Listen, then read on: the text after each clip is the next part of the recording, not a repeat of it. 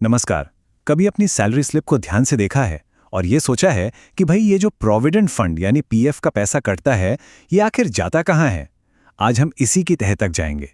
कर्मचारी पेंशन योजना यानी ईपीएस ये एक ऐसा टॉपिक है जो भारत के लगभग हर सैलरीड एम्प्लॉय को थोड़ा बहुत कंफ्यूज तो करता ही है। तो चलिए आज इसे आसान भाषा में समझते हैं। आजकल एक कंपनी से दूसरी कंपनी में जाना तो बहुत आम हो गया है ना? पर इसके साथ ही एक बड़ा सवाल भी खड़ा हो जाता है। प्रोविडेंट फंड में जो पेंशन वाला हिस्सा जमा है उसका क्या करें? क्या उसे निकाल लेना चाहिए या फिर उसे भविष्य के लिए वैसे ही छोड़ देना बेहतर है? आज इसी उलझन को दूर करेंगे। तो आज की हमारी चर्चा में हम क्या क्या कवर करने वाले हैं। सबसे पहले हम समझेंगे कि आपका पीएफ का पैसा बंटता कैसे है। फिर ईपीएफ और ईपीएस में क्या फर्क है ये जानेंगे। इसके बाद आएगा वो 10 साल वाला जरूरी नियम। फिर पेंशन निकालने का तरीका क्या है और इसमें आने वाली आम परेशानियां और उनका हल।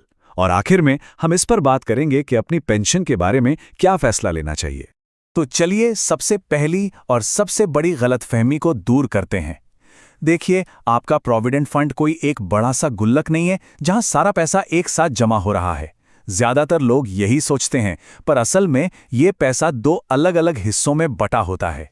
बिल्कुल, हर महीने आपकी सैलरी से कटने वाला पैसा और आपकी कंपनी का कंट्रीब्यूशन, ये दोनों मिलकर दो अलग अलग अकाउंट्स में जाते हैं। और इन दोनों अकाउंट्स का जो मकसद है ना, वो एक दूसरे से बिल्कुल अलग है।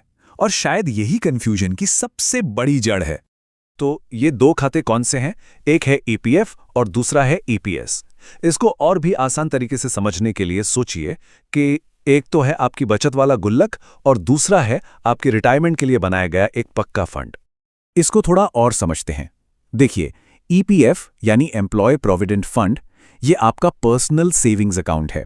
मतलब जरूरत पड़ने पर आप इसका पैसा एक साथ निकाल सकते हैं। लेकिन दूसरी तरफ है ईपीएस यानी एम्प्लॉय पेंशन स्कीम। ये एक तरह का कम्युनिटी रिटायरमेंट फंड है जिसका मकसद आपको 58 साल की उम्र के बाद हर महीने पेंशन देना है। अच्छा, अब थोड़ा सा हिसाब किताब भी समझ लेते हैं, ये बहुत जरूरी है।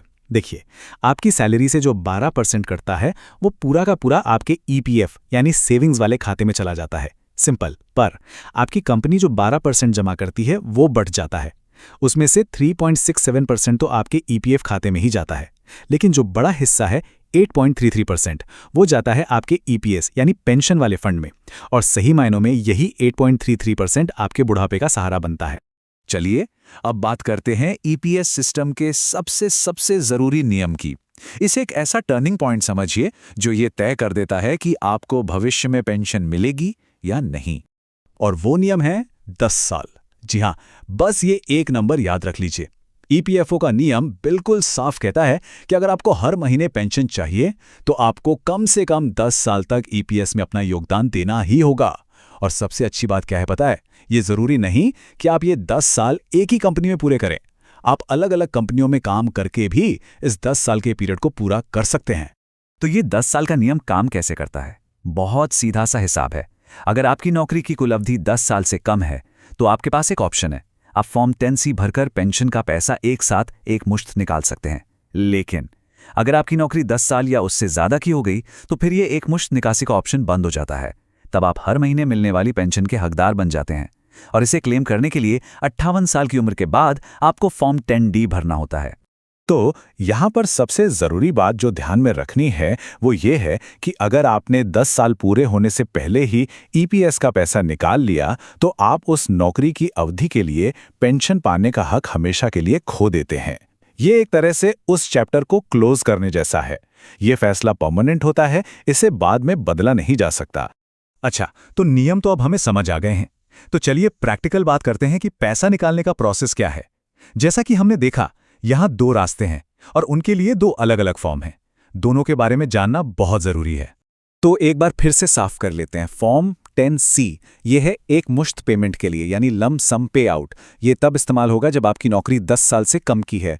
और फॉर्म 10D ये है पेंशन के लिए, जब आपकी सर्विस 10 साल से ज्यादा हो जाए और आप 58 की उम्र के बाद अपनी मंथली पेंशन शुरू करवाना चाहें, तब ये फॉर्म काम आएगा। और अगर आप एक मुश्त पैसा निकालने के लिए एलिजिबल हैं तो प्रोसेस काफी आसान है। आपको बस ईपीएफओ के पोर्टल पर लॉगिन करना है। वहां ऑनलाइन सर्विसेज में जाकर क्लेम फॉर्म पर क्लिक करें। अपने बैंक अकाउंट की डिटेल्स को वेरीफाई करें और फिर only pension withdrawal form 10C वाला ऑप्शन चुनें। बस अपना पता भरिए, OTP से सबमिट कीजिए और आपका काम हो गया। लेकिन कई बार ऐसा होता है कि लोग पैसा निकालने जाते हैं और एक बहुत ही कॉमन प्रॉब्लम में फंस जाते हैं, और वो प्रॉब्लम है कि पोर्टल पर निकासी के लिए फॉर्म ही नजर नहीं आते। चलिए इस गायब हुए फॉर्म की पहेली को सुलझाते हैं। ये सवाल बहुत से लोगों के मन में आता है कि मैंने तो नौकरी छोड़ दी है, पर जब मैं पीएफ निकालने के लिए पोर्टल खोलता हूं तो वहां सिर्फ एडवांस निकालने वाला फॉर्म 31 ही दिखता है। फुल एंड फाइनल सेटलमेंट के लिए फॉर्म 19 और 10C तो है ही नहीं। तो भाई ऐसा क्यों होता है? इसका एक ही और सबसे बड़ा कारण है, आपके पीएफ अकाउंट में आपकी डेट ऑफ एग्जिट यानी नौकरी छोड़ने की तारीख अपडेटेड नहीं है। सोचिए, जब तक ईपीएफओ की सिस्टम को यह पता ही नहीं चलेगा कि आपने नौकरी छोड़ दी है, वो आपको पूरा पैसा निकालने का ऑप्शन कैसे देगा? अब इसे ठीक कैसे करें? इसके दो आसान तरीके हैं। पहला और सबसे तेज तरीका, अपनी पुरानी कंपनी के एचआर से बात करें, वो इसे तुरंत अपडेट कर सकते हैं। और अगर मान लीजिए यह मुमकिन नहीं हो पा रहा तो कोई बात नहीं, आप नौकरी छोड़ने के 2 महीने इंतजार कीजिए और उसके बाद आप खुद ईपीएफओ पोर्टल पर मैनेज सेक्शन में जाकर मार्क एग्जिट ऑप्शन से इसे अपडेट कर सकते हैं। तो चलिए अब हम अपनी चर्चा के आखिरी हिस्से में पहुंच गए हैं। यहाँ हम ये समझेंगे कि अगर आप पेंशन वाला रास्ता चुनते हैं तो आखिर ये कैलकुलेट कैसे होती है। इसे जानने के बाद आप इसकी लॉन्ग टर्म वैल्यू को बेहतर तरीके से समझ पाएंगे। तो ये है वो ऑफिशियल फॉर्मूला जिसे ईपीएफओ इस्तेमाल करता है। आपकी मंथली पेंशन होती है पेंशनेबल सैलरी गुणा पेंशनेबल सर्विस, और इस पूरे को 70 से डिवाइड कर दिया जाता है। अब आप सोच रहे होंगे कि ये पेंशनेबल सैलरी और पेंशनेबल सर्विस क्या है। देखिए, पेंशनेबल सैलरी का मतलब है नौकरी छोड़ने से ठीक पहले के आखिरी 60 महीनों यानी 5 साल की आपकी औसत सैलरी, और इस पर 15,000 रुपए की एक लिमिट है। और पेंशनेबल सर्विस का मतलब है वो टोटल साल जितने साल आपने ईपीएस में पैसे जमा किए हैं। एक छोटा सा उदाहरण लेते हैं।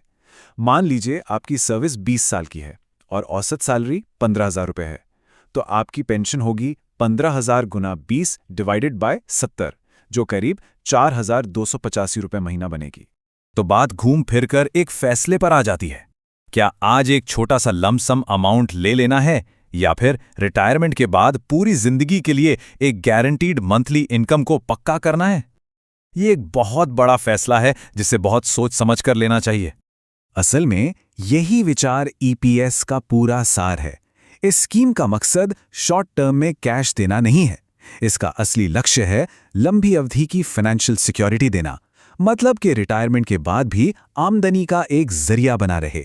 तो हम आपको इसी एक सवाल के साथ छोड़कर जा रहे हैं, आज एक मुश्त रकम या फिर जिंदगी भर की सुरक्षा? फैसला आपका है, लेकिन उम्मीद है कि अब आप ये फैसला पूरी जानकारी के साथ ले पाएंगे।